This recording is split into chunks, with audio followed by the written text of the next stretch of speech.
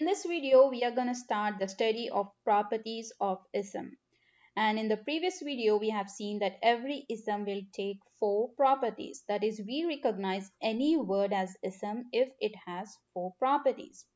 So in this video, we'll start with the first property, that is the property of gender. Okay, so what is the property of gender? So every ism in Arabic is going to be either masculine or feminine. There are just two possibilities. In English, we have masculine, feminine, as well as neutral gender it. We say he, she, or it. We use it for non-living things like pen, paper, book, etc. And we use he and she to biologic male and female. So, but in Arabic, we just have two possibilities. He or she. Every ism has to be either he, or the pronoun for he in Arabic is huwa, or she or hiya. Every ism has to be either of these two categories. There is no neutral it in Arabic. So this should be very clear that Arabic ism has to be either masculine or feminine. Okay. So when it comes to figure how to figure out the gender of an ism. So in grammar books, we have a lot of information to how to figure out the gender. So I will try to simplify that information here. So basically, we have to follow three steps. So whenever we come across any ism, we have to think that ism on two broad categories. In two broad categories. So whenever we come across any ism, we have to think that ism in terms of two broad categories. Is the ism human ism, or the Arabic term for that is aqil. That means the beings with intellect, or non-human or non-living things. Does that ism or noun belongs to non-human beings, غير aqil, or to human beings? For example, here is our ism boy, waladun. Now, who do you think this ism belongs to, humans or non-humans? Naturally, this belongs to humans. So waladun is humanism. Now, coming to the first rule, how do we know the gender of this ism? Waladun. So the first rule is, when the isms are human isms, if the ism is related to human males, then that will have masculine gender. And if the ism relates to human females, then that ism is going to take feminine gender. So what do you think this ism here? What do you think is the gender of this ism here? Waladun. This relates to boy, right? So this will be masculine gender. Likewise, here is another ism, bintun. So what do you think this ism relates to? Feminine or masculine? This relates to females, right? So this is feminine gender. So we will go over through more examples once we cover these basic rules. But the rule number one is the isms that are related to males are going to take masculine gender, and the isms that are related to females are with feminine gender. So that is the first rule. Now coming to second rule, that is the gender of the isms, non-living things, like any ism, pen, paper, book, table, window, whatever. So in those isms, the isms that are not related to human beings, in those isms, all you have got to see is the ta, ending of the word. You have to look at the ending of the word. If that word has this letter here, this is called closed ta or ta marbuta. And if you find this letter at the end of non-living isms, then that ism is going to be with feminine gender. For example, here. Now, out of these two isms, which one of the ism has the ta marbuta? This one, nafizatun. So this is with feminine gender, and this is with masculine gender. Okay. So this might seem complicated, but once we start going over through many examples, this will become more easier for you. Okay, so these are the two basic rules. Now, there's one more third rule, and it is closely related to the second rule.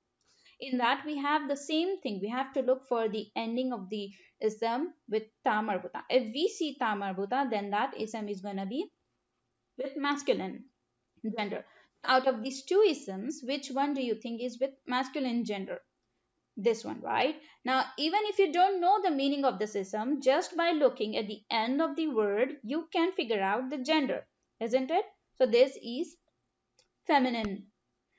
This is the ism with feminine gender. So the point here is the isms that are common to both the genders. Now we know that human isms, they are certain isms like teacher, doctor, nurse, and adjectives like tall and good. They can be related to both the genders. A teacher can be male teacher as well as female teacher. Doctor can be male or female. Nurse can be male or female.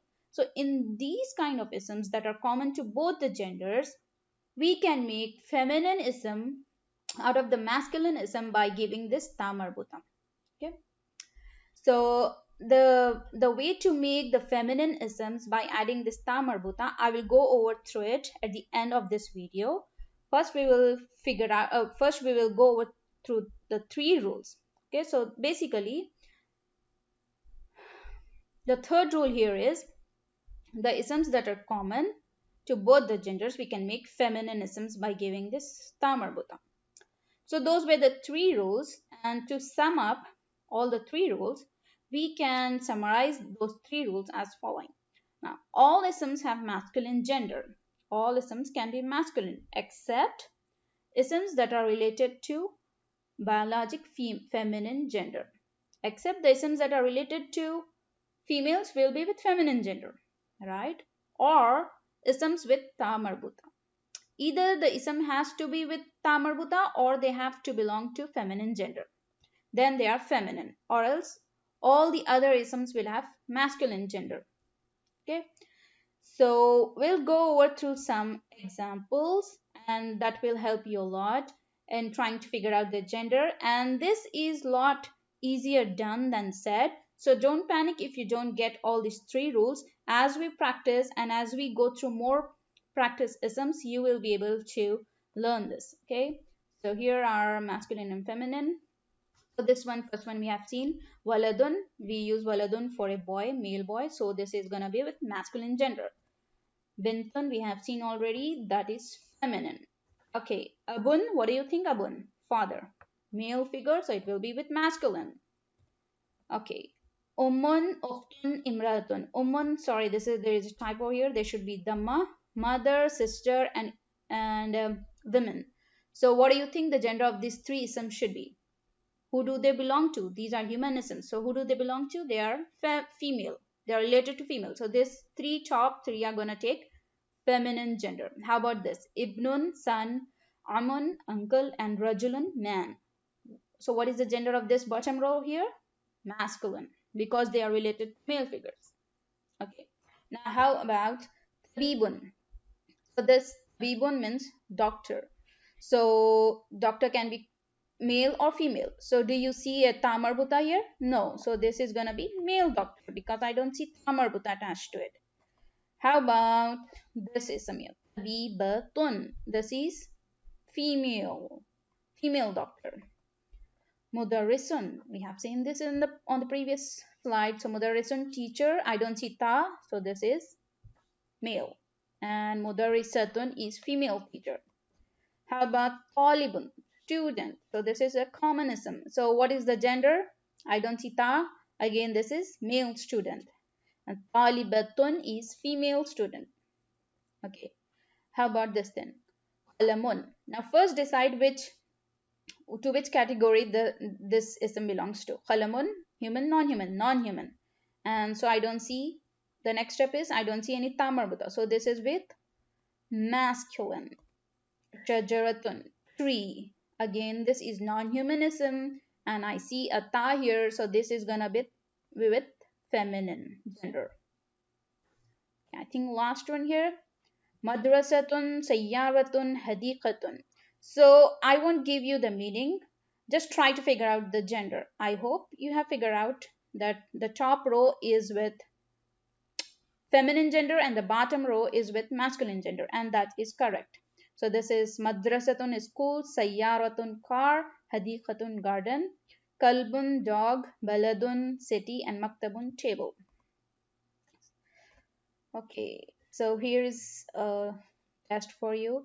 So what is the gender of this ism? Talhatun. So Talha or Talhatun is what is the broad category, male, human or non-human. Talha is the name of a person, so this is human. But what is the gender? I see Ta here, but is it feminine or masculine? Talha belongs to male name.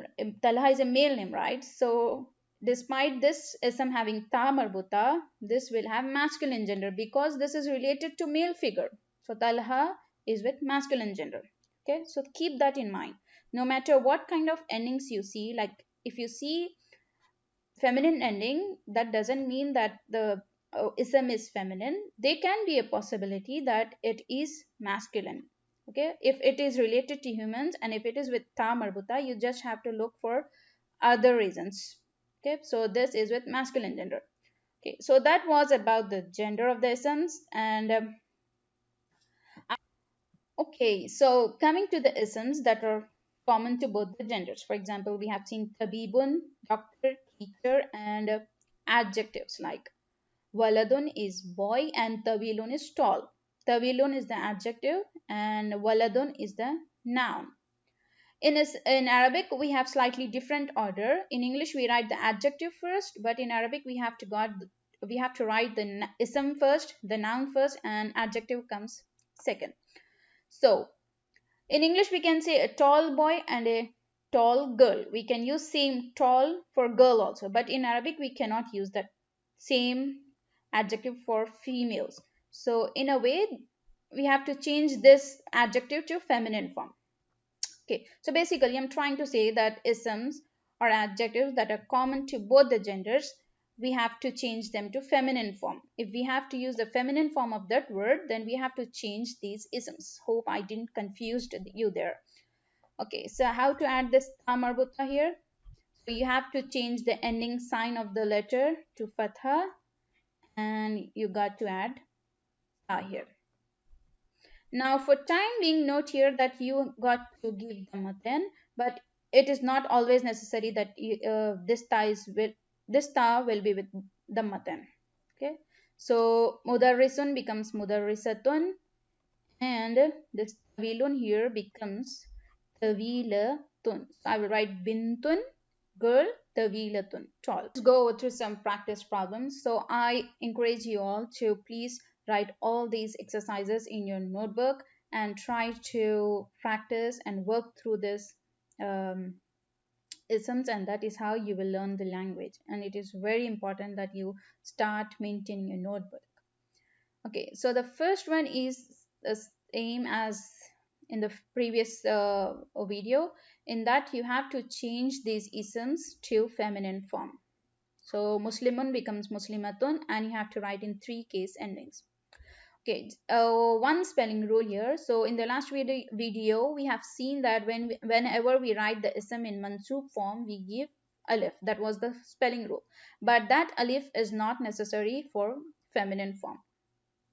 So try that one. And the second one is you have to change these isms to feminine form. And the translation is given here on the left side.